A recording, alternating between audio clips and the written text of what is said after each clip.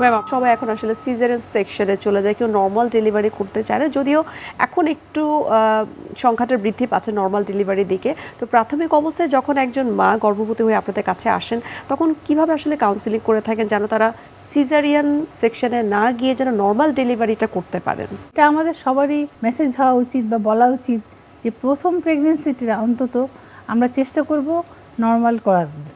Normal এর জন্য যা যা প্রসিডিওর দরকার সেটা আমরা চেষ্টা করব। টাইম আছে আমাদের, ইডিডি পর্যন্ত আমরা যেতে পারবো, ইডিডির পরেও আমরা কিছুদিন দেখতে পারবো তার পেইন উঠে কিনা। এবং আরেকটা জিনিস আমরা খেয়াল করব যে তার স্ট্রাকচারালি সে কেমন।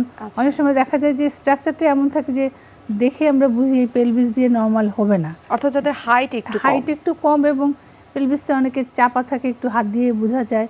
এটা এটা অ্যাসেসমেন্ট এখন এত বেশি সবাই করে না, এই টাইমও সবার নাই। তারপরে আগেকার দিনে আমাদের ম্যাডামরা দেখতাম যে এটা খুব দেখতো যে আসলে আমি দেখি তো হাত দিয়ে ওকে আসলে নর্মাল ডেলিভারি হবে, ওর কি মাথা বের হবে, এই পেলভিস দিয়ে তো মাথা বের হবে না। পেলভিসের আকার আকৃতি বা ওপেনিং দিয়ে ভিভি করে অনেকে বুঝতে পারতো।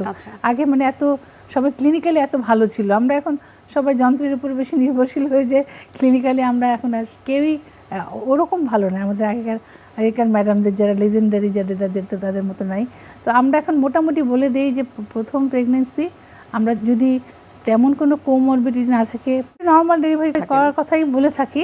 তারপরে নর্মাল ডেলিভারি করতে গিয়ে যদি প্রলং লেবার হয়, প্রবলেম হয়, অবস্ট্রাক্টেড হয়, তখন সে সিজারিয়ানে যাবে, কিন্তু নর্মালি সে নর্মাল চেষ্টা করবে। জি ম্যাম, আমরা অনুষ্ঠানের একেবারে শেষ পর্যায়ে চলে এসেছি। আপনাকে অসংখ্য ধন্যবাদ এবং শুভকামনা এনটিভির পক্ষ থেকে। আপনাকেও ধন্যবাদ, এনটিভিকেও ধন্যবাদ।